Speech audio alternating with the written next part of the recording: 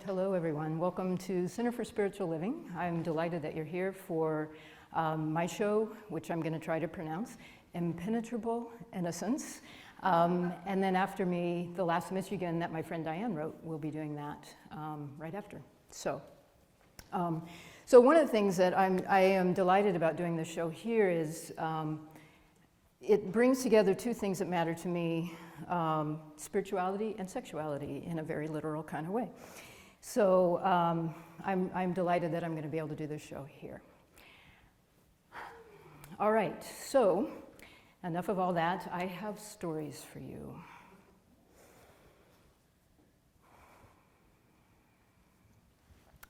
First grade year was finally behind me. The next morning I was up, I fixed myself a bowl of cereal, and when I had finished, I was out the back door into my garden. I headed off across the grass. I could feel the dew washing across my feet as I went, and then I arrived at my swing.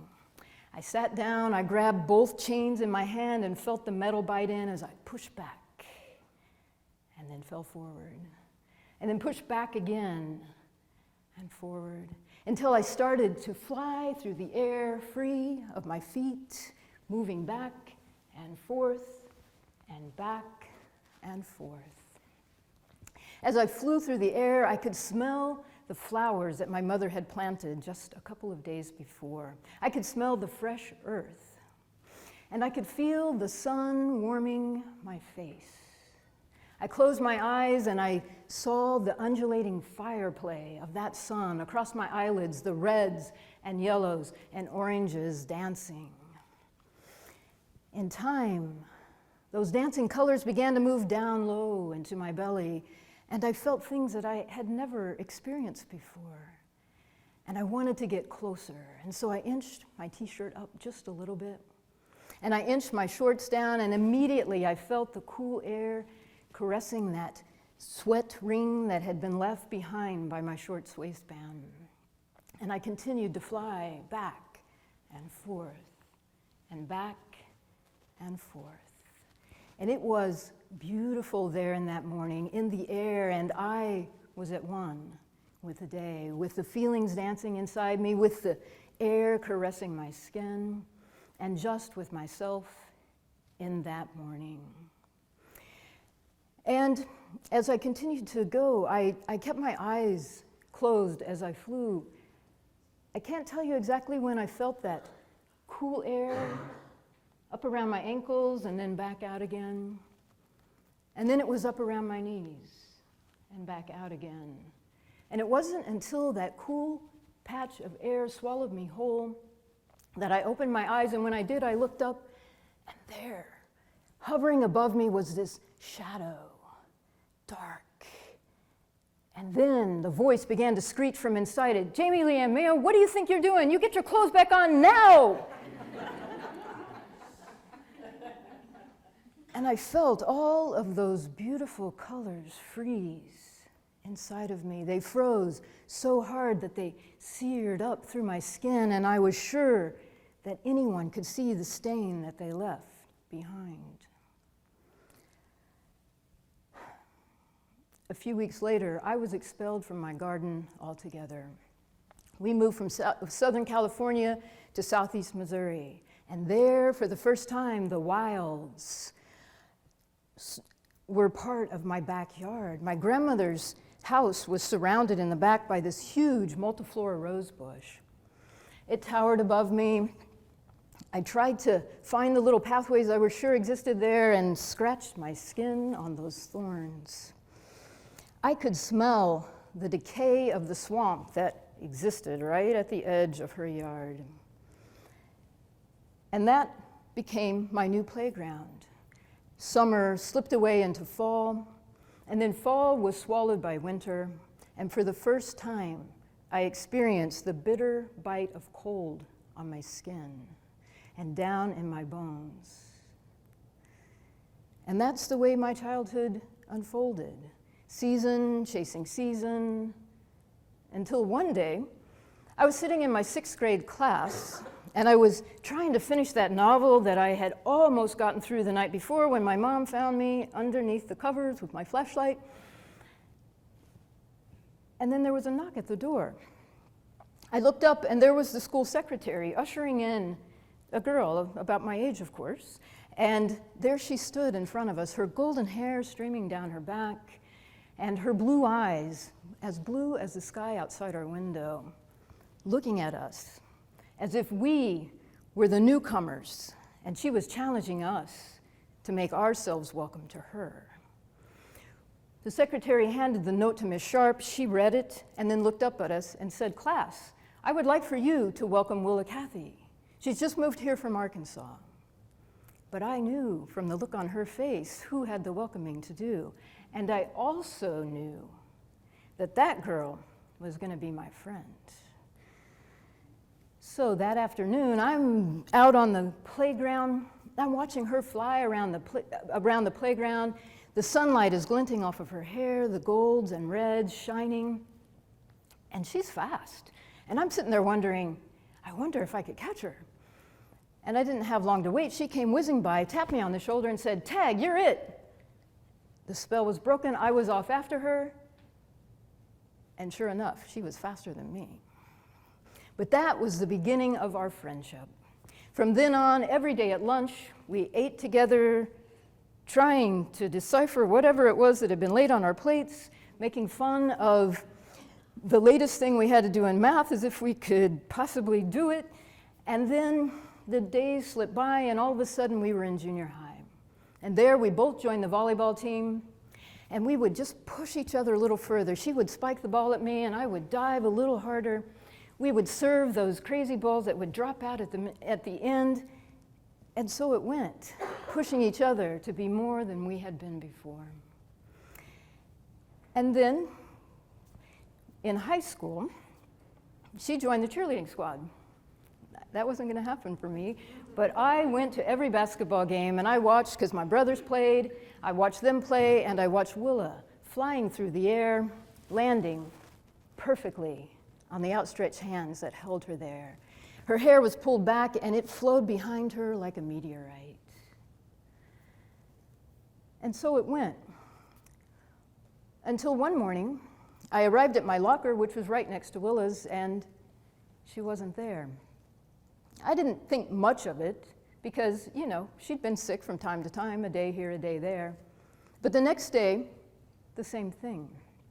And by the third day, I was starting to get a little bit worried when, as I stood at my locker fiddling with the combination, one of our friends slid in beside me and said, "Hey, did you hear about Willa?" I said, No, is she okay? I've been so worried." "Ah, yeah, she's pregnant." And I felt my body freeze. And I realized in that moment that my friendship with Willa had taken place solely within the geography of school. I wasn't even quite sure where she lived, somewhere out west of town. I'd never called her on the phone. And there was such a richness to our friendship, I hadn't realized it. And I really had not realized, hadn't known that she was dating somebody. I felt like my world had just opened up like a chasm at my feet. And here I stood on this side, and there on the other was Willa, her back to me, getting smaller as she walked away.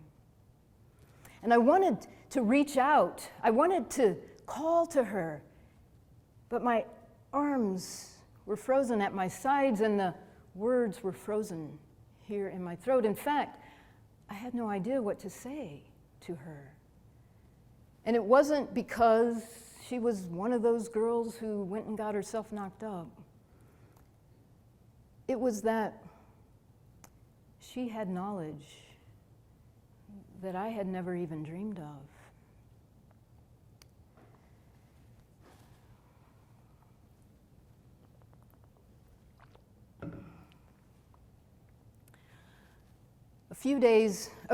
Couple weeks later, my mom took me to see Doc Parks for my first women's exam. And we got there, sat down in the waiting room, and then when it was my turn, we were ushered into the exam room. My mom took a seat by the door, and the nurse handed me this pile of cloth and said, go ahead and slip out of your clothes and put this on with the opening in the front, and just use these ties, all 2 of them. And so I turned to the exam table. I laid the gown there, and I slipped out of my t-shirt and my bra, and I put on the gown and tied my tie. And then I slipped out of my jeans and my underwear and was about to put them in a pile up there at the head of the table. My mom said, oh, give me that stuff and I'll fold it for you, and so I did. And then I sat where the nurse had pointed me on the edge of that exam table. I sat and I heard the paper crinkling under me as I tried to get comfortable, and I felt it kind of sticking to my legs a little bit, and then I just kind of hunched over and did my best to stay covered while I waited for the doctor to show. The knock came at the door. Doc Parks entered and greeted my mother, and then he turned to me and said, so, Jamie, I know this is your first exam, and so I just wanted to kind of walk you through it a little bit. This thing, he held up a metal thing and said, this is a speculum, and this will allow me to just look inside of you and make sure that everything is in order. And so, what I need you to do is just sit here, put your feet in these stirrups, which he plopped down, and then scoot yourself here to the edge, and then just lay back and relax. So I did. I put my feet in the stirrups, I laid back, and then he continued. He said, now, I did my best to warm this up for you, but it may be just a little cool to the touch. And sure enough, it was a little cool to the touch, and then I felt it sliding inside of me.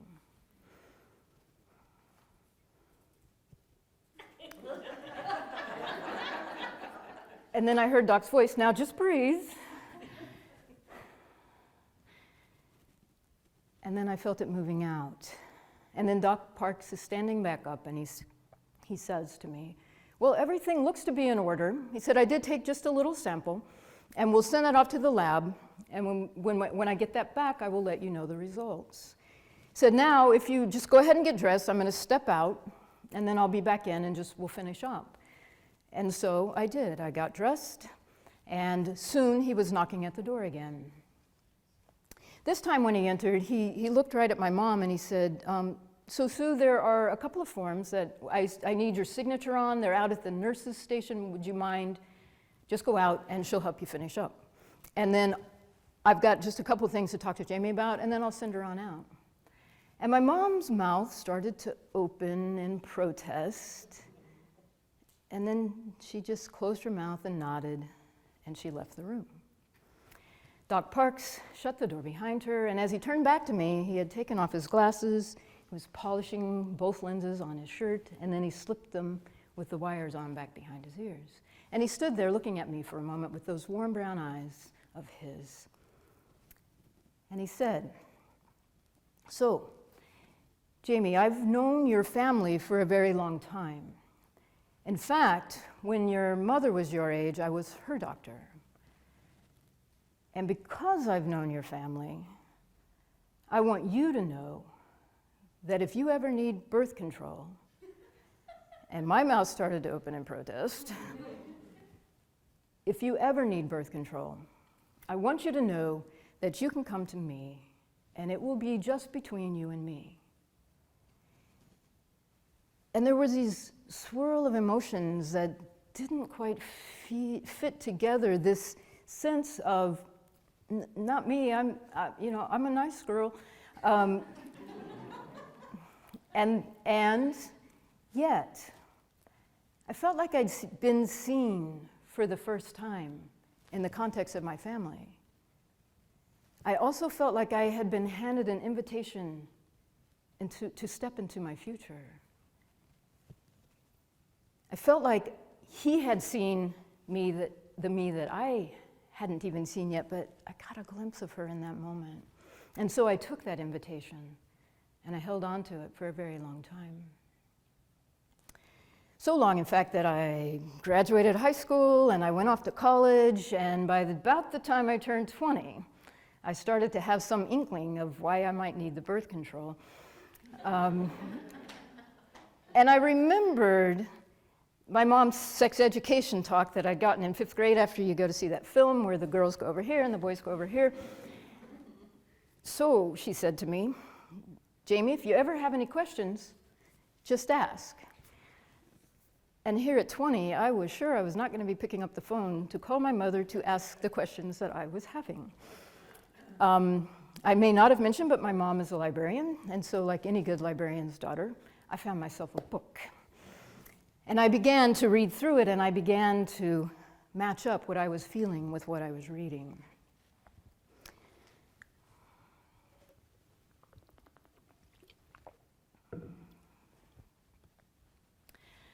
And so, during the fall semester of my junior year, my friend Sandy, a theater major, had talked me into taking a theater class, the first one. I come from a very small town, and we had FFA and FHA and FBLA, but no theater. And so it was magical for me to watch her there up on the stage. And when she suggested I take the class, I thought, why not? And when the professor offered extra credit if we came and helped out with the set for the next play, I figured that would be a good idea. And so there it was, this beautiful Saturday morning in fall, my favorite time of year. The leaves are still dancing on the tree, the reds and golds and oranges, they're playing in the wind. Some of them have fallen and crisp, and I'm swishing through them as I walk toward the theater.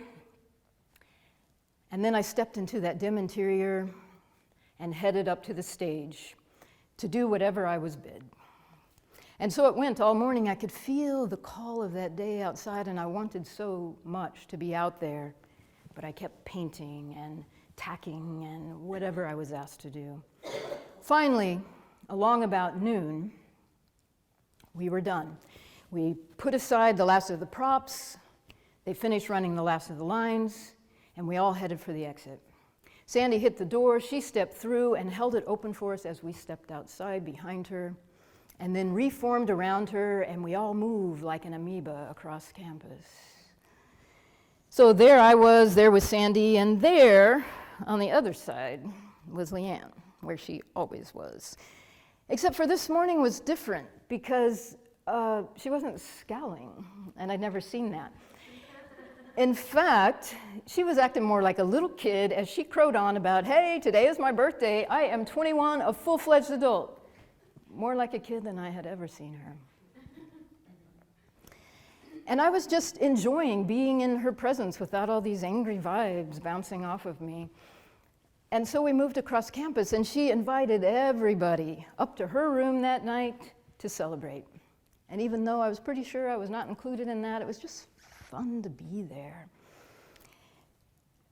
And people are, saying, "Oh, hey, I got this, I got that." And after a little bit, she points to her backpack and she says, "Hey, I've got amaretto."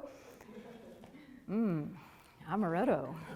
I was taken back to my first taste of alcohol as a freshman in college. It was amaretto.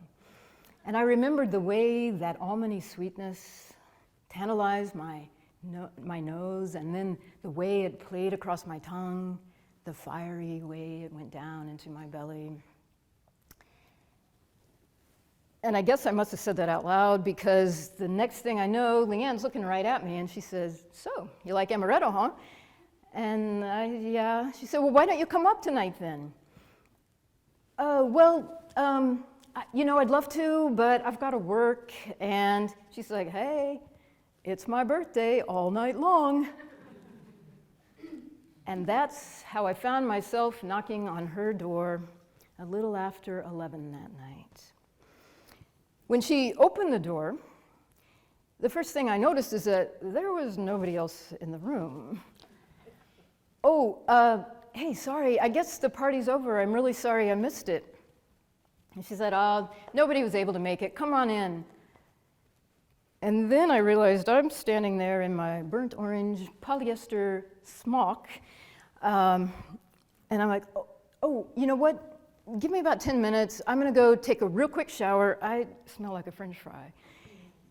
And Leanne said, oh, I like French fries. Okay, yeah, I'll be back in just a few minutes. And so I headed down the hall. And in just a short time, I heard the door shut to behind me.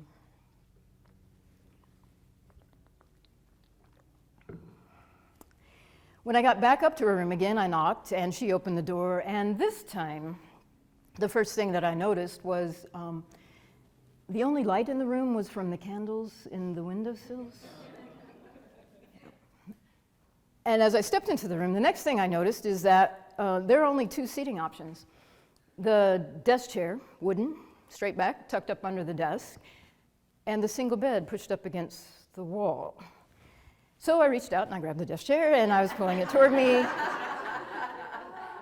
And she's like, oh, please, you don't want to sit in that old thing. Come over here and sit on the bed. And so I sat on the edge of the bed. I slipped out of my shoes. I swung my legs around and tucked my feet up under me.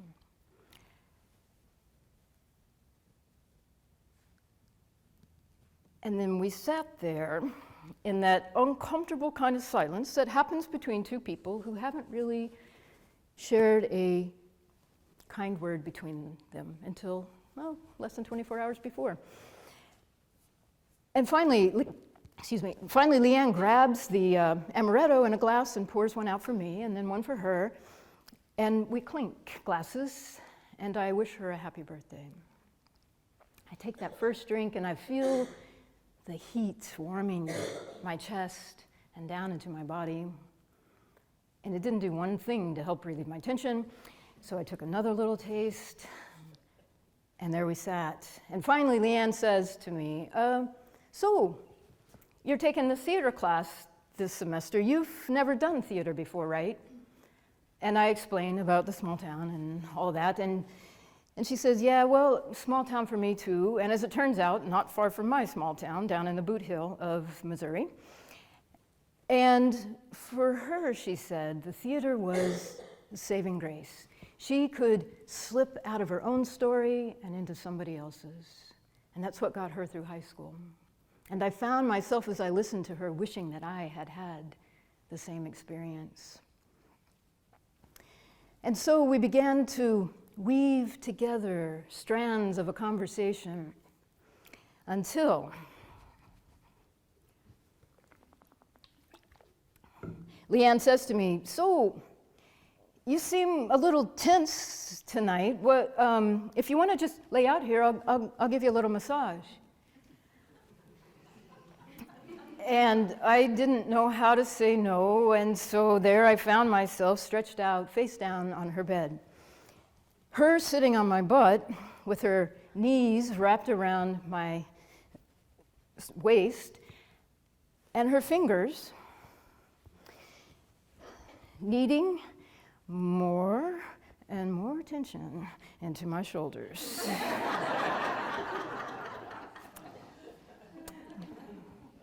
So, she says, I guess you know about me and Sandy. And you know how you know something in a moment that you did not know the moment before, but I wasn't ready to admit it. So, no, what you mean? Well, we were lovers until last semester. Oh, that must be hard. You mean being lovers with another woman? No. I meant that, you know, small campus and you guys are always running into each other and it just must be hard. And I could feel her nod. And then, while all of that was going on, there was this whole other thing going on inside of me. It was like this electrical wire had broken loose and was flopping around inside me. And then there was the thought bubble up here above my head. Oh, good, I have a chance. And I was not thinking about Leanne. And so finally, after a while, after feeling all those things down here that I hadn't experienced quite to that degree before. I said to Leanne, you know, thank you for the massage. I don't know why I'm so tense tonight, but I bet your fingers are just worn out. And she did not protest. She rolled off of me. And she went and she sat back down in her spot on the bed as if she'd left an outline behind her when she left that spot. And I returned to my spot. And we sat there again as the silence pressed down upon us. And then I heard the bong, bong, bong from the bell tower out in the courtyard 12 times. Oh, hey, I didn't realize it was so late. You know, I better get going. I've got to work again in the morning. And again, she did not protest. She got up from her place on the bed and she headed over to the door.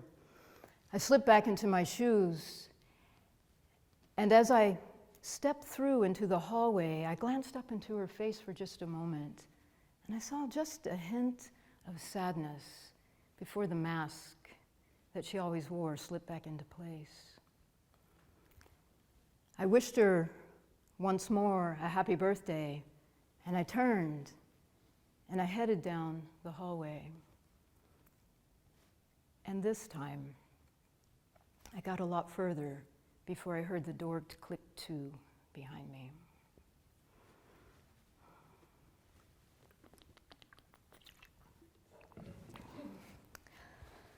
So there I am, walking around campus in this body that I am not particularly familiar with, and in jeans that seem to have gotten just a little bit tighter in this one place. It's like I'm wide open and chafing and avoiding Sandy.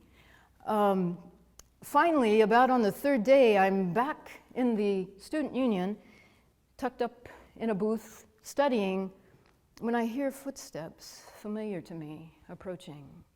And I glanced up, and there Sandy was. She slid into the booth opposite me, and I fixed my gaze there on the edge of the table right in front of her. And she said, "So, I feel like you've been avoiding me." "Oh no, just been really busy, all this homework." And she said, "Look, I know what Leanne said to you." "Okay, yeah. The truth is, I knew this thing about you that you hadn't told me, and I didn't know what to do with that." And I saw her nod. She said, "So, do you have any questions for me? I mean, we need to talk about anything?" And I thought maybe I would have some questions sometime, but I didn't know. They weren't forming inside me. I could feel them, but they wouldn't come together. And so I just said, when I do, I'll come talk to you. And so we started just weaving our way back toward each other, where we'd been before all of this happened. And then it was time for dinner, and we were headed across campus to the cafeteria. And so the semester went. Before I knew it, Thanksgiving was upon us, and I found myself down on the first floor of the library looking through the card catalog. H-I-H-O,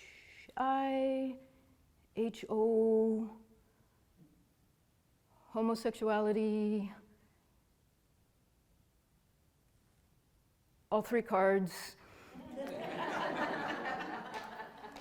And so I jotted down the call number, and I headed up to the third floor of the library where I knew I would find. I headed down the stacks to the right range, and I'm running my finger along the spines until I get to this really slim volume that's too slim to have a spine label. And I pulled it out, and sure enough, it's a match. And then there were the other two slim volumes right next to it, all of them dressed in this gray cardboard cover with the call numbers and nothing else on the front. So I flipped one open just to make sure, and sure enough, homosexuality.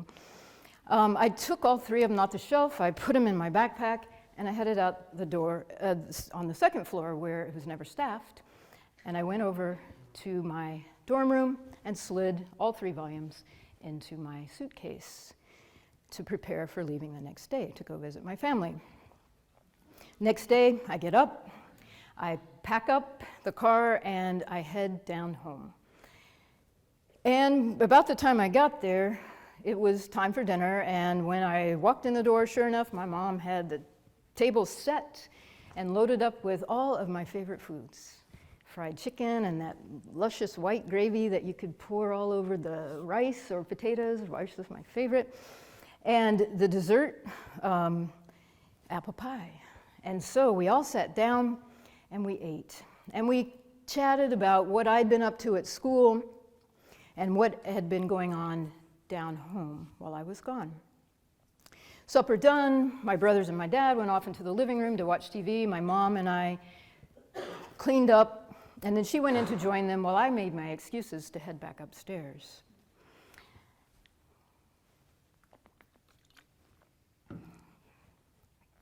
I put a few things away. I pulled out those 3 volumes and I laid them on the bed, and then I slipped into my pajamas and slipped into bed.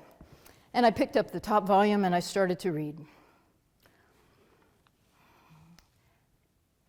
And let me just say that that was some really dry reading. And the next thing I know, there's a knock at my door, and the sun is streaming in through the window. My mom opens the door, comes in, and sits down on the bed beside me and starts chatting about the latest at the church that I had grown up in. And then, I think I might have mentioned my mom's a librarian. She picks up that volume laying there on the bed.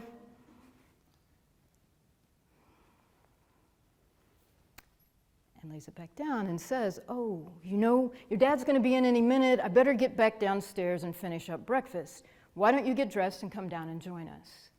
And then she slipped out the door and headed downstairs.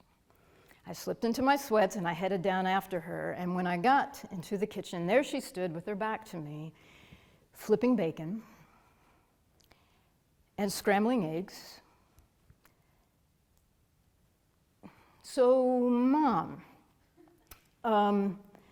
you know, I just found out that a friend of mine is gay, and I just kind of wanted to understand what her life is like." And my mom nodded, flipped some more bacon. And then my dad was coming in through the utility room door, and my mom was scooping everything up onto a platter, and we were all sitting down for breakfast. And that's how the rest of the weekend went. Food, silence, and time to go back to school. When I got back, I dropped my bags at my room, and I headed up to Sandy's room. And even as I stepped onto her hallway, I could hear blaring through her door, "Girls just want to have fun." I knocked, she hollered at me to come in, and then I flopped down on her bed and we started catching up on what had happened or hadn't happened on our vacations. And again, the semester unfolded and came to an end, and then spring semester began.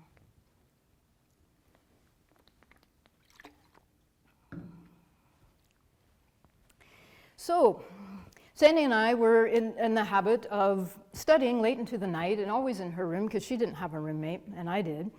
And I would just grab all my books and go up there, and it was probably about 3 in the morning most days before we finished studying, and then I'd head back downstairs.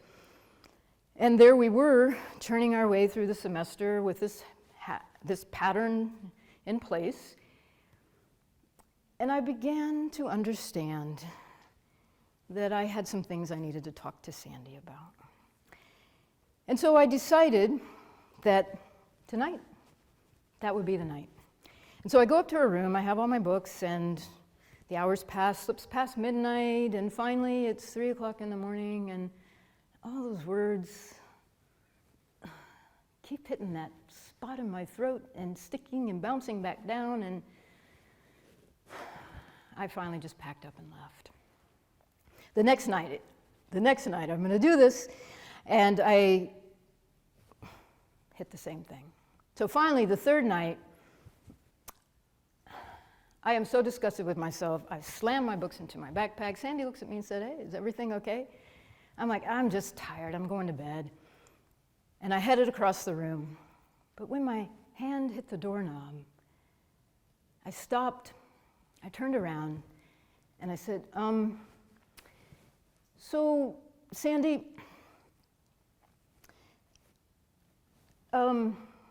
and she's looking at me. So, there's something that I wanted to say to you." And she's nodding. "Well, okay, so you know that thing that Leanne told me about you?" "Uh-huh." "I think that's true about me too." And I could see her trying to suppress her grin. And then I turned and I headed out the door down in my room. A couple of nights later, I realized that I had only said about half of what I needed to say. And so there I was, working at breathing and getting the words to come together and flipping pages in the meantime. And finally, I looked at Sandy again and I said, "So, Sandy, there's just a little bit more that I needed to say to you." And she's looking at me expectantly again.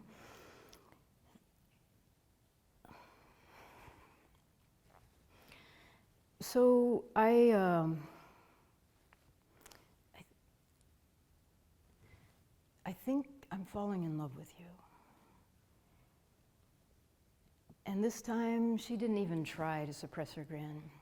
She came over and she sat down beside me and she took my hands in hers and she looked full in my face and her eyes were so warm. And she said, "I am so delighted to hear that. I've had feelings for you for a long time, but I needed you to be in this place before I said anything." And then her face was getting closer to mine. And then her lips were on mine. And I was feeling this softness that I had never experienced before. And I felt myself falling into her. And that kiss went on. And then I figured out how to breathe.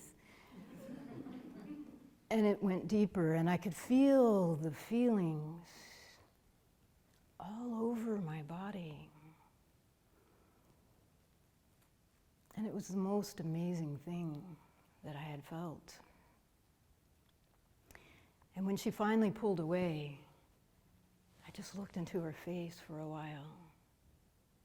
And that was amazing too. And so our patterns changed a little from studying until 3 a.m. Yeah. And there we were, a couple of days later. We stopped by my room one afternoon after classes had let out. And I got the door unlocked and stepped in, and Sandy was right behind me, and she shut the door, and then she pushed me up against the door. And for the first time, I felt the whole of her body pressing against me. And I was in ecstasy there and just feeling it all going deeper and deeper, and that kiss taking me down inside myself. And then I heard the door at the end of the hallway open, and footsteps began to come our way. And I felt like I had frozen so violently that I had shoved Sandy away from me, because there she stood, here, frozen, too. And we listened as those footsteps grew closer and closer, and then passed on by. But the mood was broken, and there was no getting back to that moment we had been in just a few moments before.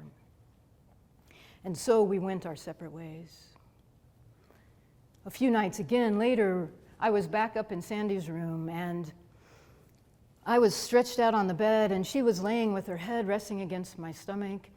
She was running lines for the latest play, and I was flipping through the pages of enlightenment. And then she's standing up and looking at me, and she's like stretching, and she's like, I think I'm gonna go to bed now. She said, you're welcome to stay as long as you want. And then she was out of her clothes and standing there naked for just a moment before she slipped in between the covers. She pulled the sheet up to her waist. And I felt myself wanting to reach out to her. And there was my body again, frozen, and this time it felt like I'd been wrapped in gauze.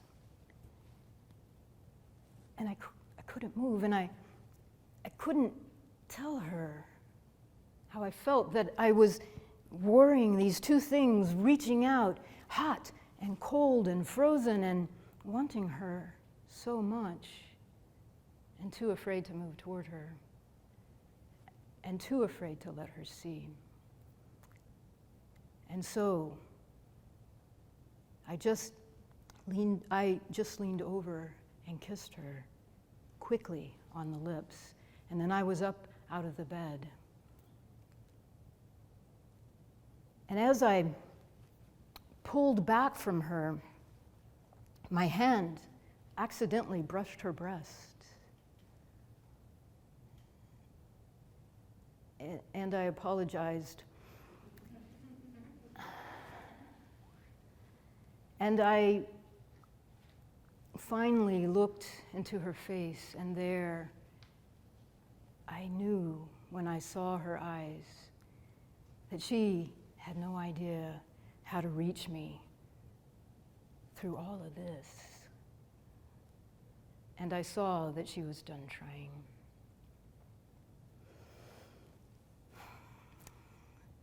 And so my junior year came to an end, and then my senior year as well. And I was standing there in my dorm room after the graduation ceremony, realizing that I really should have been looking for a job prior to this moment, but it hadn't occurred to me until I'm standing there and everybody's leaving, and the dorm is getting quieter and quieter, and I realize I will be here for the summer painting dorm rooms. I at least had the foresight to get that job, and looking for work. And that's not the only thing I realized.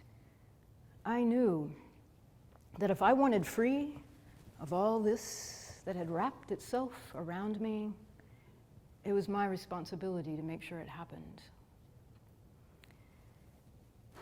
And so, when I got my offer for an interview at the university not far away, I went, and when they offered me the job at the end of the interview, I headed across campus, determined to find two things: a place to live and the gay people. And so I went to the Women's Studies department, and there outside on the bulletin board outside the office, I was overwhelmed by all of the choices for apartments and lectures and all this stuff. And finally, down here in the corner, I saw the sign for a dance for gay people coming up in a couple of weeks. And I had just reached out to tear off the tab that had more information and was slipping it into my pocket when I noticed a woman approaching from the side. And she saw where I had just torn the thing off, and she looked at me and she smiled. And I knew I had found my first lesbian.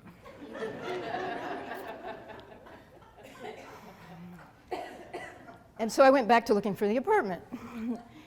And here were all kinds of announcements, and this one looked good, and so I was pulling it toward me off the bulletin board, and the woman spoke. "Oh, hey, are you looking for a roommate by any chance?" She said, "Oh, I'm Lisa."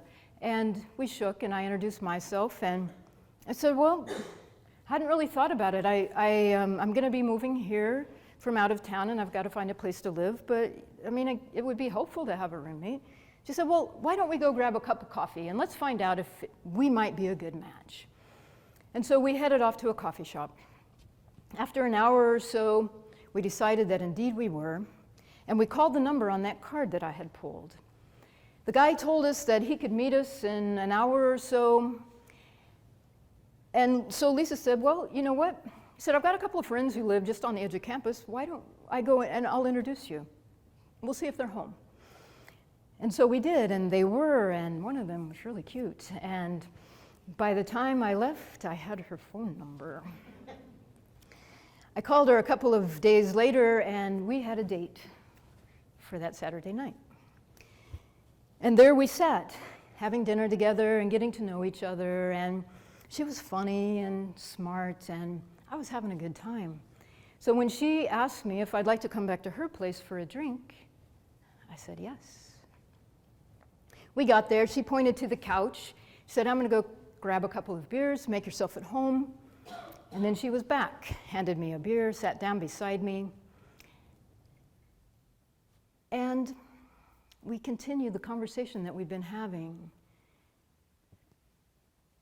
And I reached out and I put my hand on her knee, and she didn't protest. And then my hand moved just a little bit higher, and she didn't protest. And then there we were, both of us completely naked, doing what people do when they're completely naked. And then I was back in my shirt, and she was sitting there smoking a cigarette. And she said, "You haven't done this before, have you?" No. But there I was sitting, and there popped into my head the words that my mom and dad had thrown at me all the time when I was a kid. Practice makes perfect. And so I decided to use their words of wisdom, and I practiced a lot. And I got more comfortable with my body and with other people's bodies. And so time went.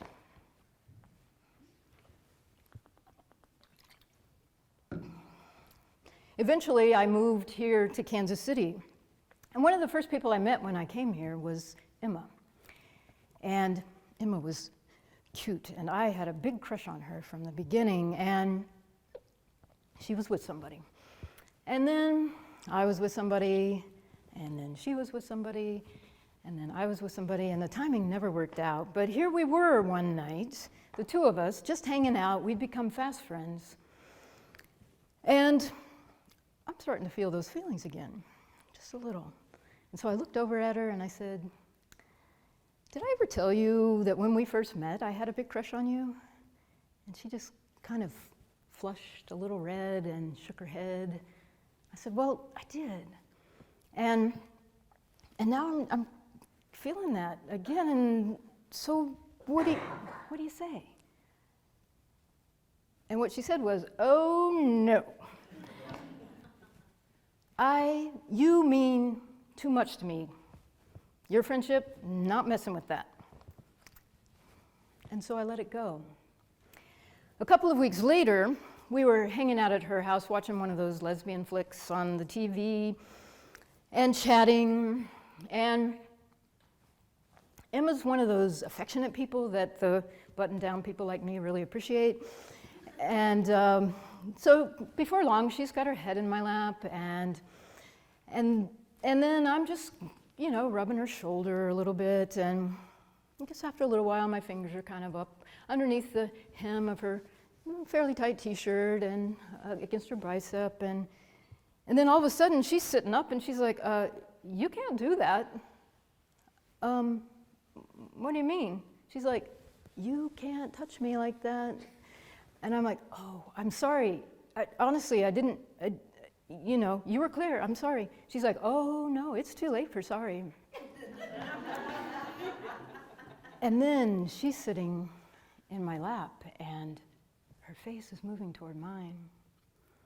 And when her lips touched mine, the softness, it took me right back for just a moment to that first kiss with Sandy. And then Sandy was gone and it was just me and Emma. And I felt her hands on my shoulders, pulling herself in closer, and that kiss going deeper and stirring up the heat inside my body. And it went on for a long time. And then all of a sudden, she's on her feet and she's walking away from me. Oh, you've got to be kidding me. And I'm sitting there trying to pull myself back together.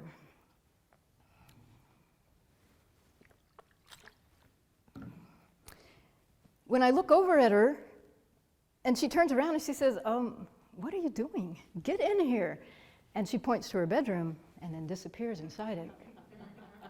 So I'm up on my feet and I'm in there, and by the time I get in there, she is completely naked. And she is beautiful. Her hair is coming down across one breast, and she looks just like the Venus rising up out of the ocean. I can hear the waves crashing against the shore. I can smell the salt air.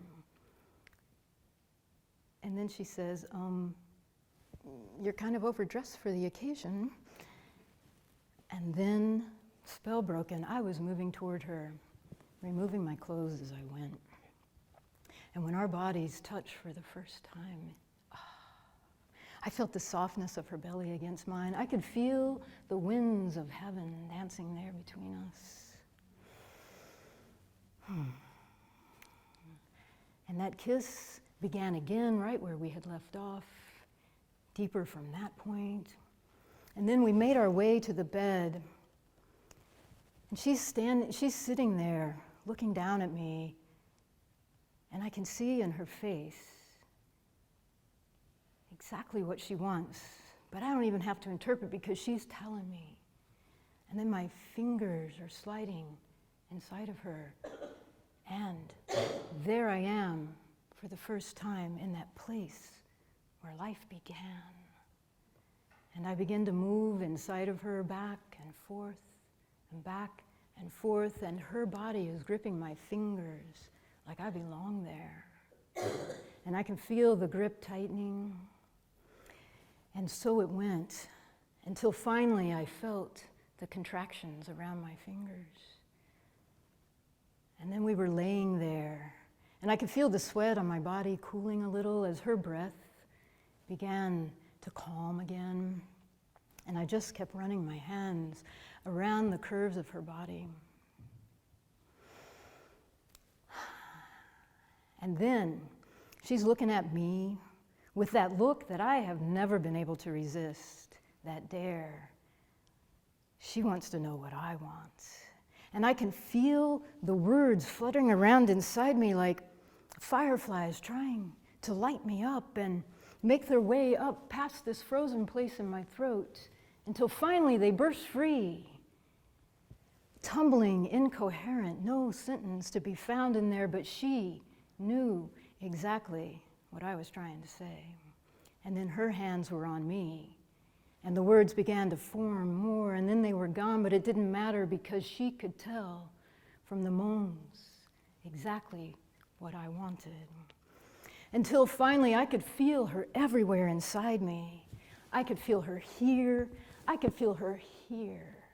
And it was bigger than my body, and soon it filled the whole air in the room with the beautiful fireworks. And so it went back and forth and back and forth for hours. In fact, the sky was just beginning to lighten when we finally fell asleep. When I woke later in the morning, the sun was streaming in through the window. The curtains were just moving gently in the breeze, and with that breeze came the smell of flowers and fresh earth. And I could smell all of that and more. I could smell my body and her body. And I could feel that cool breeze caressing me as I watched Emma sleeping there, her eyes closed. And then they opened, and that smile lit up her face. And I noticed then that the sun glass medallion in her window was moving slightly too, and when I looked, I could see the yellows and oranges dancing across her body and down across the sheets. And then I saw the red and realized that I had begun to bleed in the middle of the night. Oh, I'm so sorry, I've stained your sheets. And she looked at me and then saw the stains and she said, please, those are just stains. If they don't come out, I have this night. I have that to remember this night. And I felt myself relax as her hands reached out for me.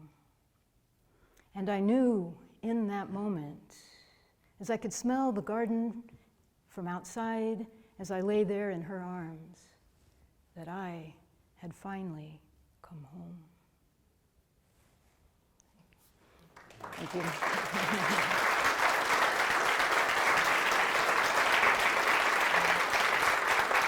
Thank you.